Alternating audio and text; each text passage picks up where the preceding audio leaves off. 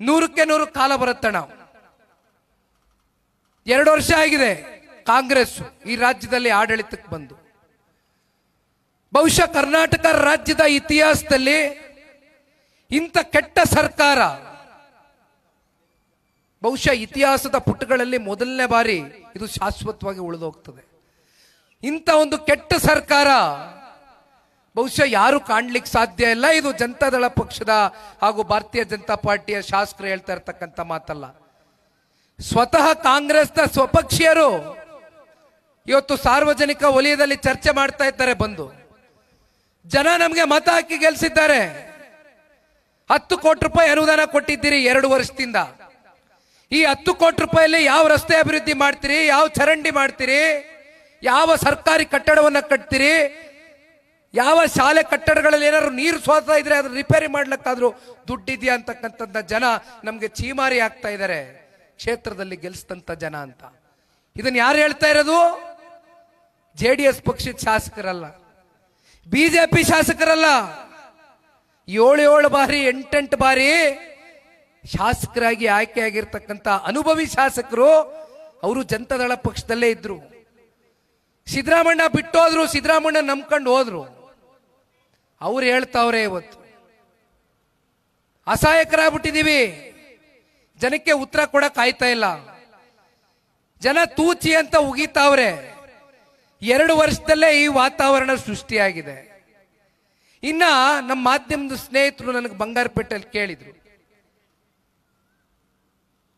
ಜನತಾದಳ ಪಕ್ಷದಿಂದ ಯಾವ್ಯಾವ ರೀತಿ ನೀವು ಹೋರಾಟಗಳನ್ನ ಕೈಗೆತ್ಕೊಂಡಿದ್ದೀರಿ. ಬೆಂಗಳೂರು ನಗರದಲ್ಲಿ ಅಧಿವೇಶನ ನಡಿಬೇಕಾದಂತ ಸಂದರ್ಭದಲ್ಲಿ ಫ್ರೀಡಂ ಪಾರ್ಕ್ ನಲ್ಲಿ ಒಂದು ಹೋರಾಟವನ್ನ ಮಾಡಿದ್ವಿ. ನಮ್ಮ ಪಕ್ಷದ ಬಹುತೇಕ ಶಾಸಕರು ಕೂಡ ಫ್ರೀಡಂ ಪಾರ್ಕ್ಗೆ ಭಾಗಿಯಾಗಿದ್ರು ಅವತ್ತು ಹೋರಾಟಕ್ಕೆ. 5 ಗ್ಯಾರಂಟಿಗಳು ಪ್ರತಿ ತಿಂಗಳು ಸಮರ್ಪಕವಾಗಿ ಕೊಡ್ತೇವೆ ಅಂತಕ್ಕಂಥದ್ನ ಕಾಂಗ್ರೆಸ್ನ ಪ್ರಣಾಳಿಕೆಯಲ್ಲಿ ಕಾಂಗ್ರೆಸ್ನವರು ಮಾತನ್ನ ಕೊಟ್ಟಿದ್ರು. ಆದ್ರೆ ಇಲ್ಲಿವರೆಗೂ ಅದು ಸಮರ್ಪಕವಾಗಿ ಜನಕ್ಕೆ ರೀಚ್ ಔಟ್ ಆಗಿದೆಯಾ, ಜನಕ್ಕೆ ಬಂದು ತಲುಪಿದ್ಯಾ ಅಂತಕ್ಕಂಥದ್ದು. ಸಂಸತ್ ಚುನಾವಣೆ ಬರ್ತದೆ, 6 ತಿಂಗಳಿಗೊಮ್ಮೆ ಗೃಹಲಕ್ಷ್ಮಿ ಯೋಜನೆ ಹಣ ಡೆಪಾಸಿಟ್ ಮಾಡೋದು.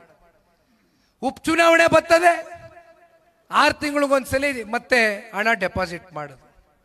ಮತ್ ಮುಂದೆ ZPTP ಚುನಾವಣೆವರೆಗೂ ದುಡ್ಡಿಲ್ಲ. ಅದೆಂತದೋ ಗೃಹಲಕ್ಷ್ಮಿ ಅಂತೆ, ಗೃಹ ಜ್ಯೋತಿ ಅಂತೆ, ಯುವನಿಧಿ ಅಂತೆ, ಬರೀ ಬೊಗಳೆ ಭಾಷಣ. ರಾಜ್ಯದ ಜನ ಕೇಳ್ತಾ ಇದ್ದಾರೆ. ಇವತ್ತು ಹೇಳ್ತಾರೆ ಉಪಮುಖ್ಯಮಂತ್ರಿಗಳು ನಾವೇನ್ ತಿಂಗಳ ಕೊಡ್ತೀವ ಅಂತ ಹೇಳಿದ್ರು ಅಂತ ತಿರುಗಿಸ್ತಾರೆ. ಇವತ್ತು ಒಂದ್ ಕಡೆ ದೃಶ್ಯ ಮಾಧ್ಯಮ, ಪತ್ರಿಕಾ ಮಾಧ್ಯಮ, ಸಾಮಾಜಿಕ ಜಾಲತಾಣ, ಎಲ್ಲಾ ಮಾಧ್ಯಮಗಳು ಎಷ್ಟು ವೇದಿಕೆಗಳಿದೆ ಇವತ್ತು ಜನಗಳಿಗೆ. ಹಳ್ಳಿಗಳಲ್ಲಿ ಇವತ್ತು ಓದಕ್ಕೆ ಬರೀಲಿಕ್ಕೆ ಬರದೇ ಇರತಕ್ಕಂಥವನು ಕೂಡ ಇವತ್ತು ರಾಜ್ಯದ ಪರಿಸ್ಥಿತಿಗಳೇನಾಗಿದೆ ಅಂತಕ್ಕಂಥ ತಿಳುವಳಿಕೆ ಮೂಡಿಸ್ತಕ್ಕಂಥದ್ದಕ್ಕೆ ಇವತ್ತು ನಿಮ್ ಕೈನಲ್ಲಿ ಫೋನ್ ಇದೆ. ಎಲ್ಲವೂ ಕೂಡ ಇವತ್ತು ನೀವು ಸಿಕ್ಬಿದ್ದೋಗ್ತೀರಿ. Everything is on record. ಇಂಥ ಸಂದರ್ಭದಲ್ಲಿ ಜನ 100ಕ್ಕೆ 100 ನಾನೊಂದು ಮಾತು ಹೇಳ್ತೇನೆ. ಕಳೆದ ಸಂಸತ್ ಚುನಾವಣೆಯಲ್ಲಿ JDS ಬಿಜೆಪಿ ಒಟ್ಟಾಗಿ ಚುನಾವಣೆ ಮಾಡಿದ್ವಿ. 28ರಲ್ಲಿ 19 ಜನ ಸಂಸದರ ಆಯ್ಕೆ ಮಾಡಿ ಕಳಿಸ್ಕೊಟ್ರು ರಾಜ್ಯದ ಜನತೆ ಆಶೀರ್ವಾದದಿಂದ.